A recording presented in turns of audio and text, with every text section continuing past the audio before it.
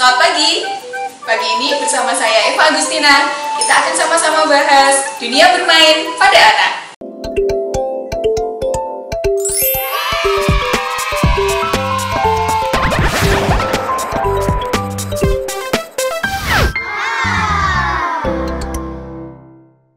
Anak seringkali kita identikan dengan bermain.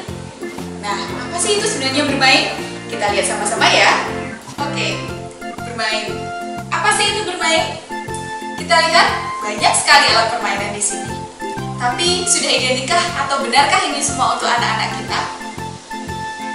Bermain sebenarnya adalah wahana atau dunia anak di mana dia bisa bebas menampilkan kreativitasnya, menjadi stimulus tumbuh kembangnya, dan diperlukan untuk masa-masa keemasannya untuk menjadi orang dewasa. Seringkali kita sebagai orang tua belum memahami perbedaan antara bermain untuk anak-anak kita yang sebenarnya dengan sekedar bermain menghabiskan waktu dan energi saja. Nah, untuk tahu bermain yang benar, kita kenali dulu ya karakteristik bermain. Lihat dulu, apakah anak-anak kita menikmati permainan tersebut. Kemudian, harus ada fleksibilitas dan tujuan dari bermain tersebut. Karakteristik yang lain, anak-anak harus mencari tahu setiap kesempatan yang tepat untuk bermain. Kemudian, mereka juga harus menyadari bahwa permainan ini seharusnya aspek yang nyata dari kehidupan.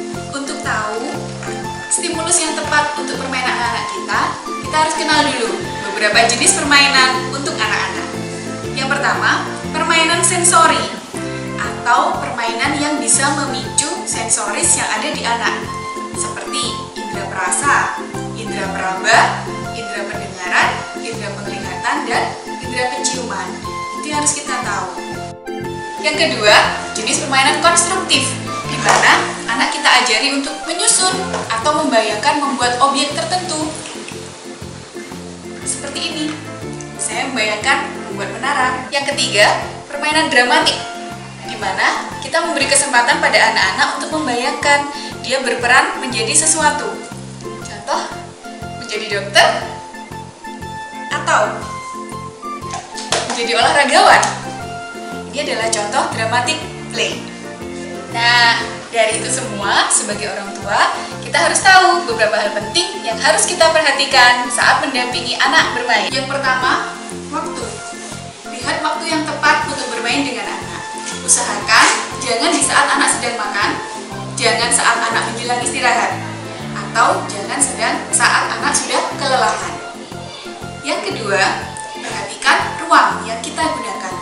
Beri ruang yang luas, hindari hal-hal di ruangan yang bisa menyebabkan cedera pada anak.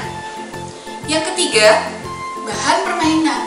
Ini juga harus diperhatikan.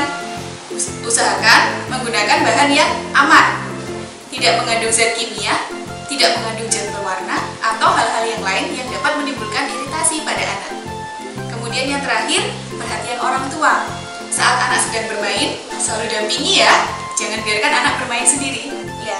Jadi, bisa kita simpulkan, saat bermain sebenarnya adalah saat yang menyenangkan untuk anak. Kemudian, saat itu juga adalah saat yang kesempatan anak untuk melakukan penelitian tentang hal-hal di sekitarnya. Kemudian, jangan paksakan anak untuk bermain. Biarkan mereka menikmati dan mendapatkan hal-hal yang mereka inginkan. Mereka bisa menyelesaikan masalah yang dia dapat dari bermain dan bisa bersosialisasi dengan sekitarnya melalui bermain. Nah, Bunda, itu tadi sedikit cerita tentang bermain pada anak. Semoga bermanfaat ya. Jangan lupa, kita bertemu lagi di lain kesempatan dengan tips-tips tentang perkembangan anak berikutnya. Sampai bertemu lagi.